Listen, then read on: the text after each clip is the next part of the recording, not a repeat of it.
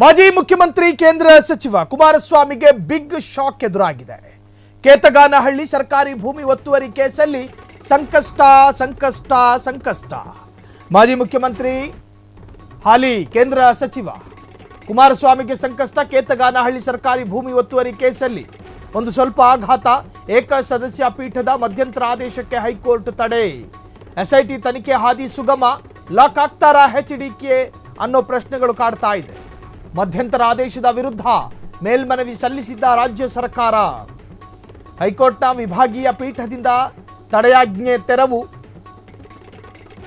ಆ ಮೂಲಕ ಎಸ್ಐಟಿ ತನಿಖೆಗಿದ್ದ ಅಡ್ಡಿ ನಿವಾರಣೆಯಾಯಿತು. ಈಗ special investigation team enquiry investigation ಪ್ರಾರಂಭ ಮಾಡಬಹುದು. ಎಲ್ಲ ಪ್ರತಿವಾದಿಗಳಿಗೆ ನೋಟಿಸ್ ಜಾರಿ, ವಿಚಾರಣೆ ಮುಂದೂಡಿಕೆ. ಕೇಂದ್ರ ಸಚಿವ ಎಚ್.ಡಿ. ಕುಮಾರಸ್ವಾಮಿಗೆ ಇದೀಗ ಮತ್ತೆ ಸಂಕಷ್ಟ ಎದುರಾಗಿದೆ.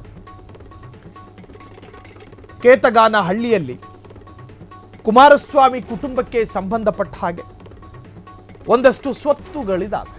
ಅದು ಭೂಮಿ ರೂಪದಲ್ಲಾಗಿರಲಿ, ಜಮೀನು ರೂಪದಲ್ಲಾಗಿರಲಿ, ಕೃಷಿ ರೂಪದಲ್ಲಾಗಿರಲಿ. ಆ ಭೂಮಿ ಒತ್ತುವರಿ ಮಾಡಿಕೊಳ್ಳಲಾಗಿದೆ ಎನ್ನುವಂಥ ಆರೋಪ ಇದೆ.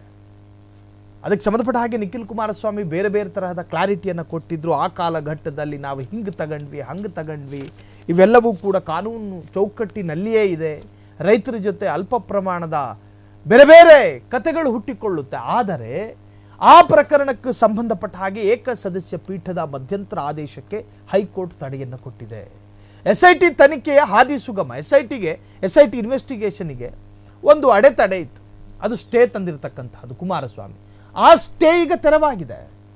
ಹಾಗಾಗಿ ಎಸ್ಐಟಿಯ ದಾರಿಯೂ ಕೂಡ ಈಗ ಸುಗಮವಾಗಿದೆ. ಹೆಂಗೆ ಬೇಕಾದರೂ ಸಂಚಾರ ಮಾಡಬಹುದು. ಸೊ ಎಸ್ಐಟಿ ತನಿಖೆ ಹಾದಿ ಸುಗಮ. ಲಾಕ್ ಆಗ್ತಾರಾ ಎಚ್ಡಿಕೆ ಅನ್ನೋ ಪ್ರಶ್ನೆ.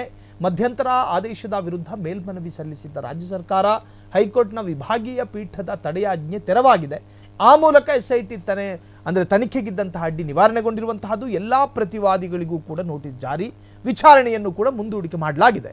ಇನ್ನು ಕೇಂದ್ರ ಸಚಿವ ಎಚ್.ಡಿ. ಕುಮಾರಸ್ವಾಮಿಗೆ ಇದೀಗ ಮತ್ತೆ ಸಂಕಷ್ಟ ಶುರುವಾಯಿತಾ? ಕೆಲವೇ ದಿನಗಳ ಹಿಂದೆ ಒಂದಷ್ಟು ಆರೋಗ್ಯ ಸಮಸ್ಯೆ ಇತ್ತು ಕುಮಾರಸ್ವಾಮಿ ಅವರಿಗೆ. ಆ ಆರೋಗ್ಯ ಸಮಸ್ಯೆಯಿಂದಲೂ ಕೂಡ ಕ್ರಮೇಣ ಚೇತರಿಸಿಕೊಂಡು ಬರ್ತಾ ಇದ್ದಾರೆ. ಅಷ್ಟೊತ್ತಿಗದಾಗಲೇ ಮತ್ತೊಂದು ತರಹದ ಕಾನೂನು ಕಂಟಕ ಎನ್ನುವುದಾದರೆ ನಿಜಕ್ಕೂ ಕೂಡ ಇದು ರಾಜಕೀಯ ವಲಯದಲ್ಲಿ ಬಹಳಷ್ಟು ಚರ್ಚೆಗೆ ಕಾರಣವಾಗಬಹುದು. ಕ್ಷಣ ಕ್ಷಣದ ಸುದ್ದಿಗಳಿಗಾಗಿ ಫ್ರೀಡಂ ಟಿವಿ ಸಬ್ಸ್ಕ್ರೈಬ್ ಮಾಡಿ, ಲೈಕ್ ಮಾಡಿ ಹಾಗೂ ಫಾಲೋ ಮಾಡಿ. ಹೊಸ ಸುದ್ದಿಗಳ ನೋಟಿಫಿಕೇಶನ್ಗಾಗಿ ಬೆಲ್ ಐಕಾನ್ ಮೇಲೆ ಕ್ಲಿಕ್ ಮಾಡಿ.